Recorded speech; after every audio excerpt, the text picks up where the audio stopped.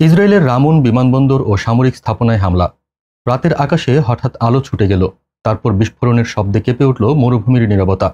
কোথা থেকে এলো এই আঘাত? কারা ভেঙে দিল ইসরায়েলের নিরাপত্তার দেয়াল?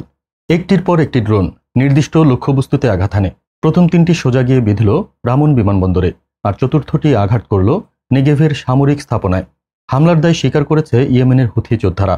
তাদের দাবি, সব ড্রোন সফলভাবে লক্ষ্যভেদ করেছে। হুথি মুখপাত্র স্পষ্ট জানিয়ে দিয়েছেন, এটি কেবল সামরিক পদক্ষেপ নয়, বরং ফিলিস্তিনের পাশে দাঁড়ানোর নৈতিক দায়িত্ব। তিনি বার্তা দিয়েছেন, ইসরায়েলের আগ্রাসন কখনো তাদের সংকল্প ভাঙতে পারবে না। এটাই প্রথম নয়, গত কয়েক মাস ধরেই গাজার সঙ্গে সংহতি জানিয়ে ইয়েমেন থেকে হামলা চালানো হচ্ছে ইসরায়েলের ভেতরে। কিন্তু এবার আঘাত হানল বিমানবন্দর ও সেনা স্থাপনায়, যা সরাসরি ইসরায়েলের ভেতরকার নিরাপত্তাকে প্রশ্নের মুখে ফেলেছে।